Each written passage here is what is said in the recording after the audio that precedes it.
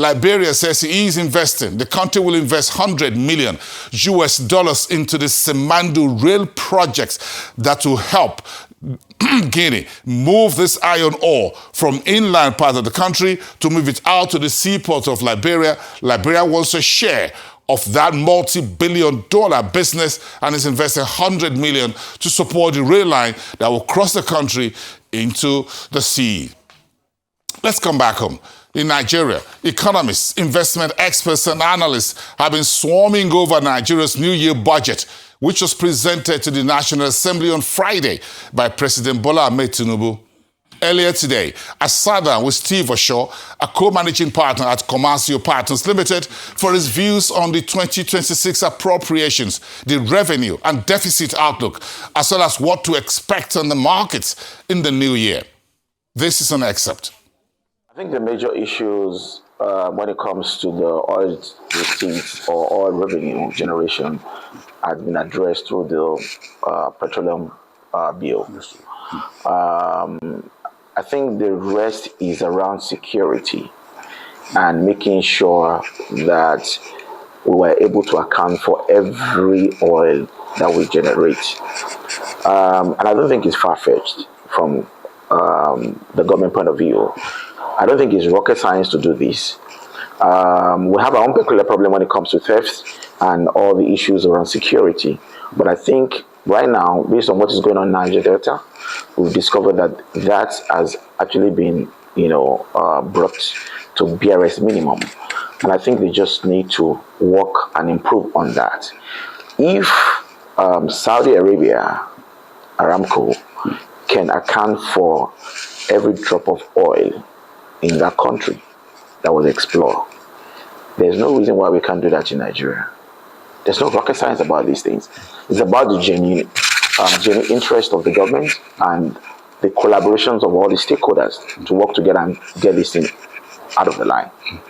I think we're getting there in terms of the production, because we've seen that most of those leakages in terms of people trying to run pipes or steal oil from the pipeline of the government has actually reduced. At least we moved from the 1.2 million barrels per day to around 1.4, 1.5. And from the budget, you see that the government too is actually very moderate. You know that from time to time, I think from 2020 to 2025, thereabout, we've seen them put the budget around 2 million barrels per day. But we've seen that it's actually a very tall task.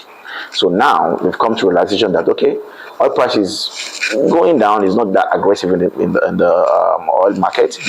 But if you can get the production within this capacity of 1.8 million, which we're just short about maybe 400,000 or 300,000, circa 300,000, then we can get a lot of revenue. And don't forget that even from the GDP rebase, there's been a lot of disemphasis on oil. So most in terms of revenue generation and that can contribute to GDP had been moved to non-oil revenue. So if we can get 1.8 million barrels per day as a target for 2026, and the oil price remains within the budget levels that the government is looking at, all we need to do is just to make sure that the government focuses more on other non-oil sectors.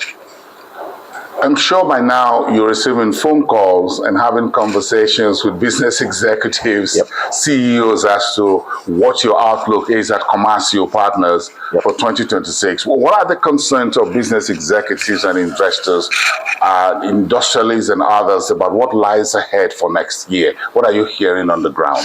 So from the political point of view, we've been hearing a lot, actually. Everybody wants to know what's going to happen. And just recently we had our strategy session to look at 2026. Playbook and all of that.